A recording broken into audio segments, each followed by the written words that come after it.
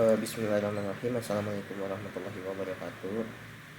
Perkenalkan, nama saya Febrio Fibonacci Amadeo dari Asal Komisariat Sains dan Teknologi. Pada kali ini saya akan membahas tentang teknik rekayasa forum, salah satu materi sekolah instruktur BPLHN Calkaba tahun 2024 yang dibawakan oleh Master Nurul Usman. Teknik rekayasa forum di mana seseorang atau kita mampu menciptakan suasana lingkungan yang kondusif, masif, dan terstruktur agar forum itu kondusif dan efektif. Di mana kita itu selaku pemandu pasti memiliki suatu acuan atau memiliki suatu permasalahan karena adanya dinamika forum ini, di mana kita harus bisa membuat peserta itu sesuai dengan apa yang ada di tujuan daripada pelatihan tersebut, atau kita mengacu pada ton dan juga pedoman perkaderan. Yang pertama adalah bagaimana caranya kita menganalisis kebutuhan, yang dimana di sini kita melakukan observasi dengan cara survei kecil-kecilan untuk mengetahui detail-detail kecil yang mendukung keberlangsungan forum seperti papan tulis, spidol, proyektor, laptop, kursi, meja, dan lain-lainnya sesuai dengan indikator yang ingin dicapai. Bayangkan saja mungkin ketika kita dalam forum LK2 ataupun LK1, ketika kita tidak ada papan tulis, apa yang terjadi? Di situ peserta akan kesulitan untuk menangkap atau untuk memproses daripada suatu materi yang dibawakan oleh pemateri, oleh fasilitator. Dan begitupun dengan pemateri akan sulit untuk menyampaikannya karena tidak memiliki media seperti halnya papan tulis, proyektor, laptop, dan juga lain-lainnya. Adapun kursi dan meja di situ mengapa? Supaya untuk kenyamanan dan mendukung juga konsentrasi daripada peserta itu sendiri. Itu untuk analisis kebutuhan. Kemudian juga bagaimana cara treatment daripada peserta itu sendiri. Bagaimana, seperti misalnya peserta itu ngantuk, ya dengan cara disuruh cuci muka, disuruh ke belakang untuk sikat gigi ataupun dan lain sebagainya. Lalu juga bagaimana caranya jika peserta itu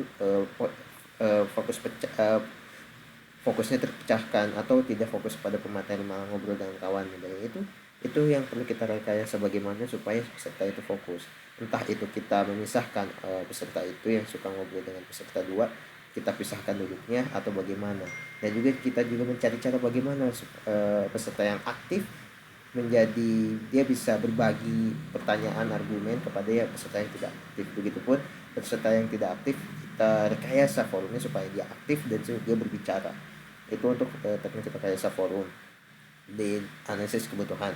Kemudian di perencanaan desain itu kita mengacu kepada kurikulum. Apa kurikulumnya? Yaitu untuk di HMI sendiri adalah pedoman perkaderan dari HMI, kemudian TOR, dan juga sindikat untuk pemandu dan MOT sesuai dengan spesialisasi masing-masing. Ada KMO, NDP, ada yang KMO mission, terus juga SPSPH, dan juga yang lainnya.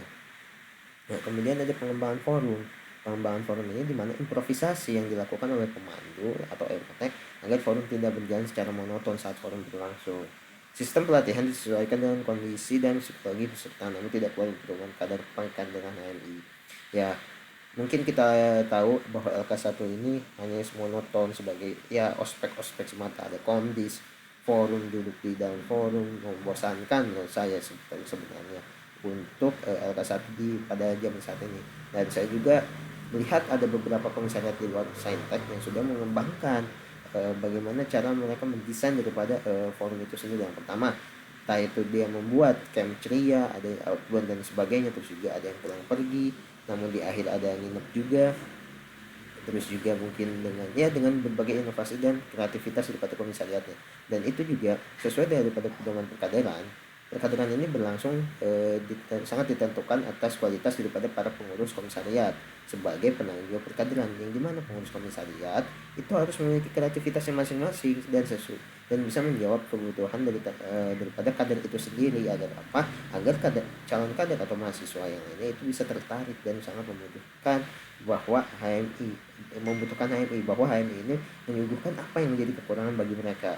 Kemudian juga pelaksanaan forum dilaksanakan sesuai dengan yang sudah direncanakan kecuali membutuhkan pengembangan yang disebarkan oleh dinamika lapangan. Nah, kemudian juga ada evaluasi dan feedback. Evaluasi ini dilakukan untuk mengumpulkan informasi yang akan dikelola dan dijadikan sebagai solusi untuk mendukung atau jawaban dari permasalahan yang ada untuk mendukung keberjalanan forum agar forum kondusif dan efektif. Itu untuk evaluasi. Nah, kalau feedback bisa dilakukan dengan respon harian, dan dibuat berbentuk isian. Sama seperti evaluasi, agar apa? Agar kita mengetahui indikator penyebab apa saja si peserta tidak mau aktif, si peserta tidak semangat, si peserta bisa telat, si peserta tidak nyaman dan lain sebagainya. Kemudian tidak lanjut dan peningkatan berkelanjutan. Nah, di bagian poin 6 dan 7 ini memang banyak sekali MOT yang tidak menyadari bahwa itu masih dalam tugas mereka gitu. Kadang MOT ataupun pemandu itu setelah beres forum LK1 LK2 langsung mereka pergi tanpa adanya rencana tindak lanjut. Nah, di situ harusnya RTL dibuat secara jelas dan terperinci secara detail. Jadi sama halnya ketika RTL, peserta LK1 wajib mengikuti follow up misal. Kalau tidak mengikuti follow up, mereka tidak akan bisa dilantik atau tidak akan bisa mendapatkan KTA. Nah, di follow up itu diberikan sebuah kartu kendali seperti kartu screening lah. Semisal mereka tidak mencapai daripada 5 materi wajib dan lain sebagainya, maka mereka tidak dapat mengikuti pelantikan HMI, pelantikan angkatan, kecuali yang sudah beres follow up-nya dengan dibuktikan dengan kartu kendali, baru itu diizinkan untuk baru bisa dilantik dan juga bisa mendapatkan KTA, kartu tanda anggota. Mungkin cukup sekian dari saya. Mohon maaf bila mana ada kekurangan dan kesalahan. Kesalahan datangnya dari saya sendiri dan kebenaran datangnya dari Allah Subhanahu wa taala. Billahi taufiq wal hidayah. Assalamualaikum warahmatullahi wabarakatuh.